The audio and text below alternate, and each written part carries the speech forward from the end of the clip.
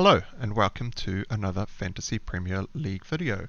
My name is Steve and today we're talking about effective ownership. So what is effective ownership? Well, to highlight what it is, I've brought up livefpl.net. It's a great site that has all sorts of tools. I've left a link in the description below for you guys to go and have a look at should you choose to. But what I've done here is just jumped onto their effective ownership tab, which calculates the player's ownership plus the amount of players that have captained that player plus those players that have also triple captained that player to be summed up into a figure known as effective ownership to know how much damage that player is going to cause to you or how much you are getting ahead of the pack. So on screen we've got the first three columns is the top 10,000 managers, and the overall column at the end has not been calculated. I suspect that's because there's 8.6 million players in the game, and going through and finding out all those details and calculating it up probably a little bit too much at the moment. So we'll just take a look at the top 10,000 managers in the game after game week 1. What you'll see at the top is Salah, sitting with an effective ownership of 184.21% of players in the top 10k. Now, for ease of explanation, we'll just use the top 10,000 as just assuming it was every single manager in the game, because otherwise the discussion gets a little bit complicated. But let's just assume it's applied to the whole game. What that means is if you own Salah and you have him in your team, but did not captain him in game week 1, he had an effective ownership of 184.21%. What that means is, because you own Salah, you would have got his 12 points, but 84% of the game actually captained him, and so they would have got 24 points to your 12. So you would actually be down 12 points against 84% of the players around you. And what that actually means is the player that you did captain instead either needed to score exactly 12 points to remain exactly the same as anyone who captained Salah, or should you have gone and captained Haaland, for example, and picked up his 13 points, you would have 2 more points than 84% of the game. So you would have risked, it would have been a very big risk, because it looks like in the top 10k only 0.6% of managers actually captained Haaland.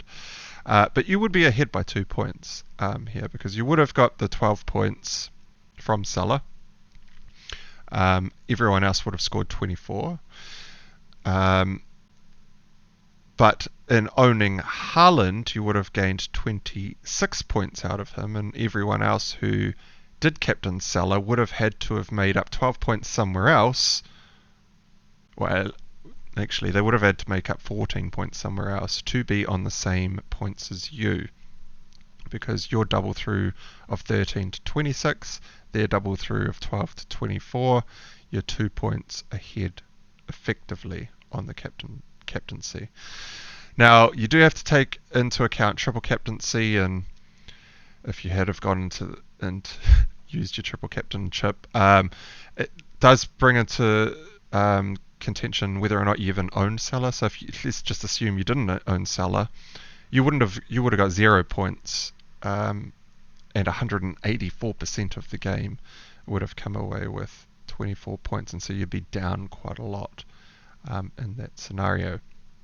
And so effective ownership is a mathematical calculation to kind of let you know how you're lining up pound for pound, point for point, for all those players that have who they have captained in the game. Now, these figures are probably a little bit more tricky. So if we just went with a very basic figure just to really drive this point home, let's assume that everyone in the game owned Salah and didn't captain him. He would have an effective ownership of 100%, right? And so that just means everyone in the game owned Salah, everyone gets 12 points from Salah. If everyone in the game captained Salah, he would have had an effective ownership of 200%, because assuming there was no triple captains, because every single player owned him and every single player captained him. Therefore, if you did not have him at all, every single point that Salah scored would be times 2 points that you do not get in your team.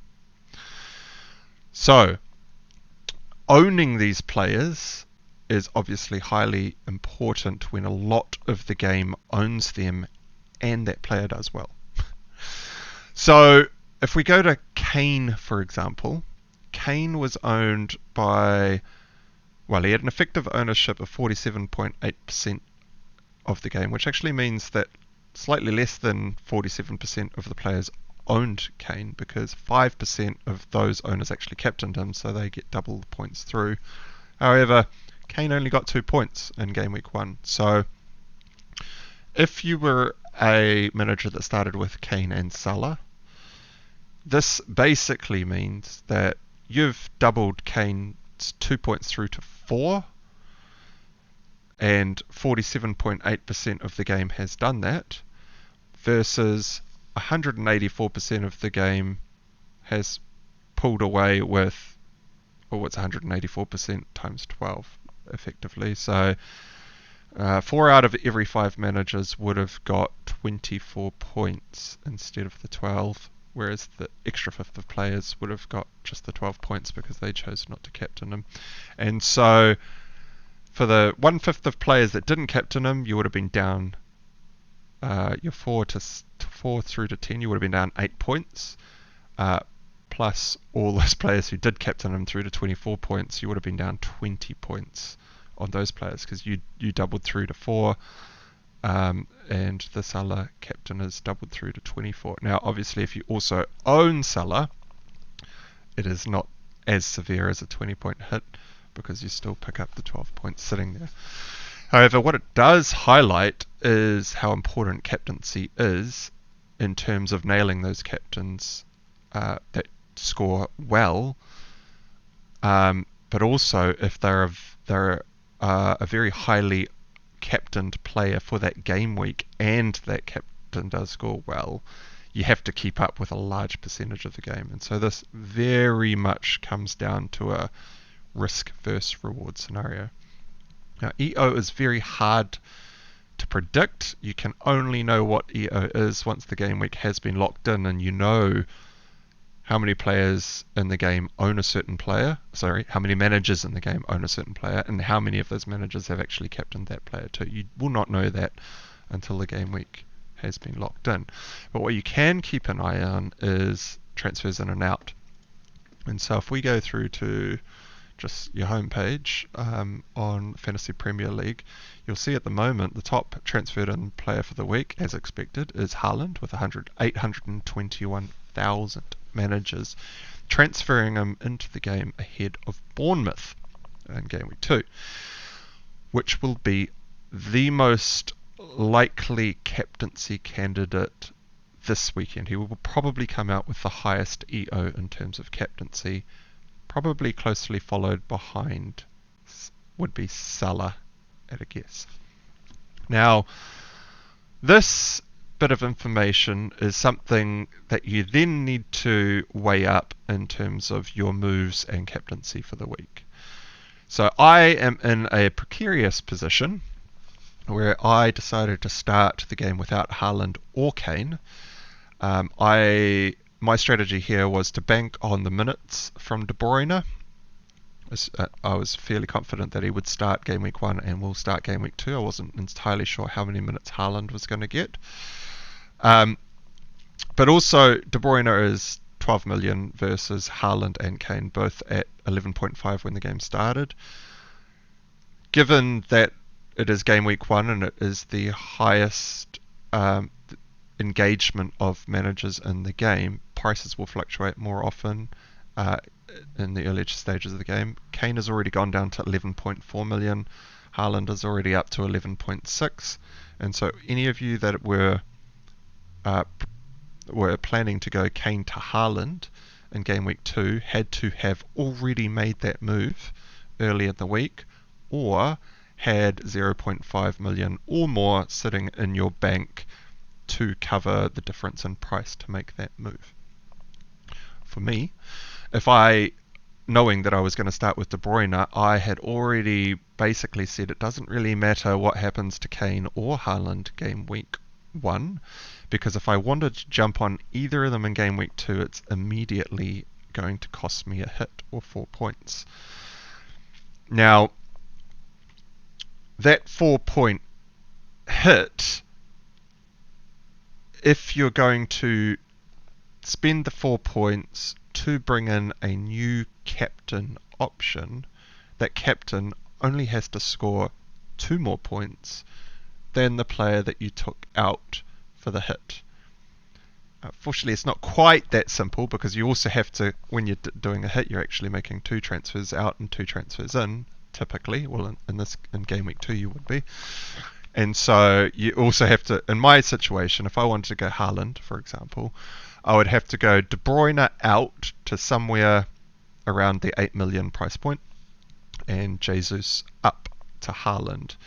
So going from an 8 million Jesus to an 11.6 million Haaland, and a De Bruyne at 12 million down to say an 8.1 or an 8.2 or somewhere in that sort of vicinity would give me the funds to upgrade Jesus to Haaland. However, that is for a hit.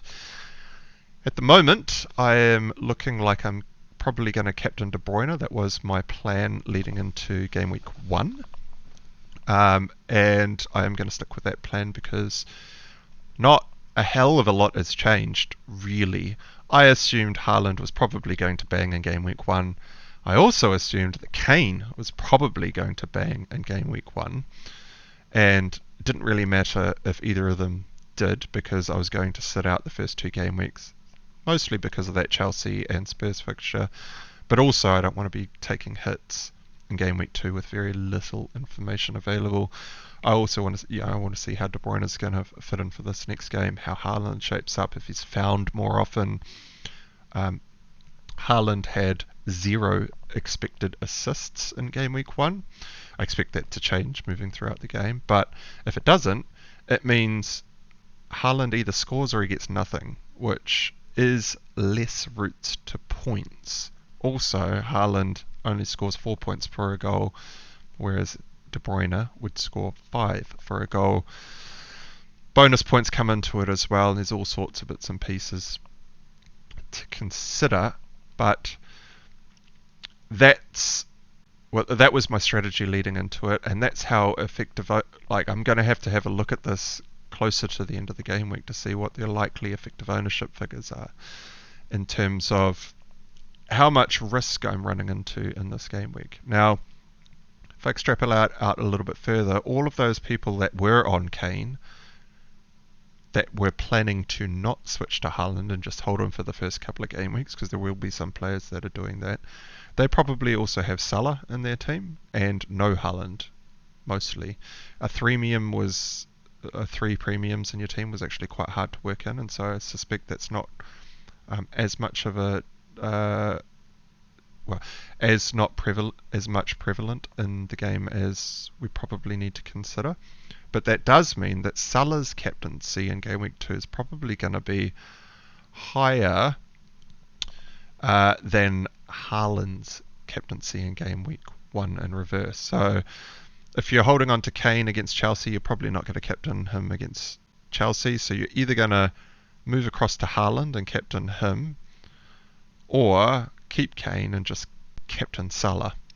And I think Salah's got an okay fixture here at home to Crystal Palace, and so you probably find a lot of managers will just stick out the Kane hold.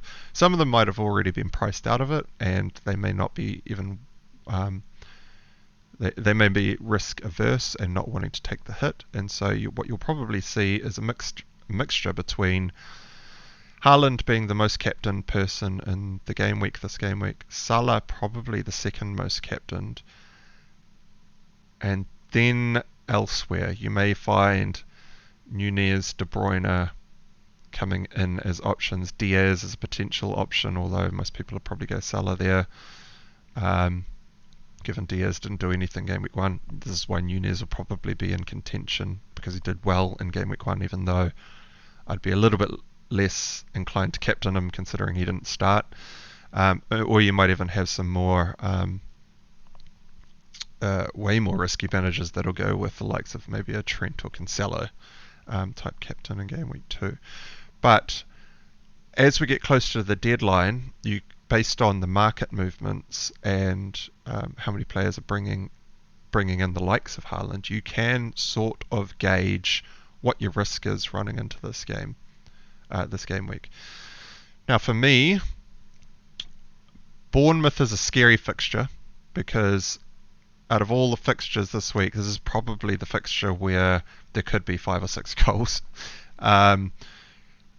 Liverpool will probably comfortably beat Crystal Palace. I'm suspecting maybe 2 goals or 3 goals there. I'd say Man City will comfortably beat Bournemouth by 2 or 3 goals, but they have more of a likelihood to go up to 5 or 6 goals. And so I will want to be captaining someone in the City fixture as opposed to the Liverpool versus Crystal Palace fixture.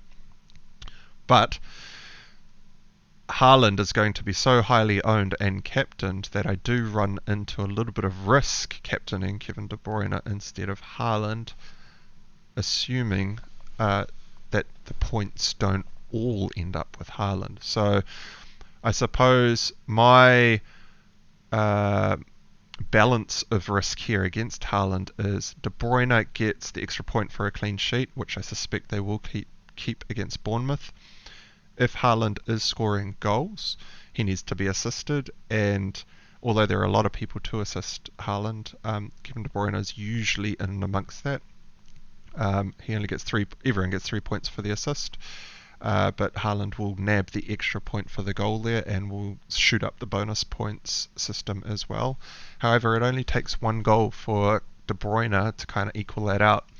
So if we went 1 goal and 1 assist for De Bruyne versus 2 goals for Haaland, they actually came out with exactly the same points. However, De Bruyne will get an extra point for any clean sheet, whereas if Haaland does score 2 goals, he will probably nab the 3-point bonus to De Bruyne's 2 or 1 points. And so we're talking about very small point differentials here. However, let's assume that that's not at all how it goes, and Foden gets 3 assists and Haaland scores a hat-trick. Kevin De Bruyne gets absolutely nothing. This could be a massive variance swing for me in terms of effective ownership, because I expect Haaland's effective ownership to be somewhere in the 160 to 170% running into the next fixture. And so it's kind of a case of, in my situation, do I want to play it more safe by joining the crowd and spending 4 points to gain Haaland in case Haaland goes absolutely mental and gets a hat-trick and Kevin De Bruyne does absolutely nothing in the match? And that's what it boils down to. It is a very big risk versus reward scenario. This is also why captaincy is super important throughout the season. I try to go and not look at effective ownership too much. I just try to look at my team and go, who's going to score the most points in my team? They are my most likely captain. Who in the whole game is the most likely players to score the most points in the game that I do not own? And are those players going to score? Well, if you can do a straight trade for trade, you should probably do it. So if you could have gone Kane to Haaland without a hit, you probably should have done that. If you need to now take a hit to do that, let's just disregard whoever else is involved in the trade and just focus in on the Kane versus Haaland. I know you do have to take in the other trade into account, but just for the sake of Kane versus Haaland, to take that hit, you probably should take this hit. I would suspect, because Haaland only needs to score 2 more points than Kane in order, if you are going to bring Haaland in and captain him, to pay that hit back. And then you come out on even keel, and any points above that, Haaland will have already paid back that hit instantly. And so if you're taking hits for captains, it's not actually a 4-point hit, it's actually a 2-point hit. They have to only score 2 points more than the player that you are replacing. So something to keep in mind there. And will be very situationally specific to your team. Like, do you have the funds in the bank? Is there a hit involved? Who are the players that you are taking out? For example, in my situation here, I would have to take out Jesus versus Leicester. Jesus could do very well against Leicester, and I might trade Jesus out, who scores 2 goals, and bring Haaland in, who might score 2 goals. And, well, assuming that I didn't, and this is why it's complicated, because obviously I wouldn't have captained Jesus in this scenario, and so Haaland would have got his 2 goals times 2 for the captaincy, and so then it comes into how well did De Bruyne and Jesus do versus not Jesus and Haaland instead, and whoever else I brought in for De Bruyne in order to fund the move to get Haaland. And that's kind of the balancing act that you have to do throughout the season. So in my case, I am most likely just going to stick with my plan. My plan was, doesn't really matter what Kane or Haaland does game week 1, I'm going to stick with De Bruyne. He is going to be my captain for game week 2, and we will assess from game week 3 and move forward. Well, that's basically the effective ownership discussion in its entirety. You can go into a lot more detail, obviously, but for so early in the season, I thought it would be just a good idea to bring it up as a point of something that you should be considering as and when you make your moves throughout the week, and how much importance captaincy actually does play a factor in your game week scores. It is probably the most important decision you make each week, making sure you have a decent captain, if not the best captain, going into each game week. Just to tie that off for explanation's sake, De Bruyne last year against Wolves scored 4 goals in a week where I did not even have him. That ended up being a 50-point swing, because 4 points times 4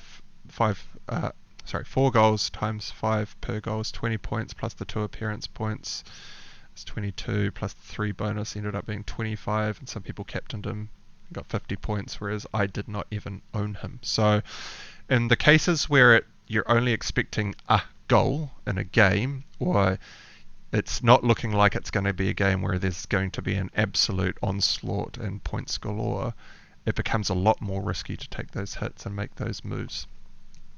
But if you do miss out on those hauls, that can make or break your season, and so it's definitely something you need to seriously consider each week. So I hope that helped. If it did help you out and you did like that content, please do give this video a like and hit that subscribe button to be notified about more videos coming your way soon. And until next time, I'll catch you again shortly. Cheers.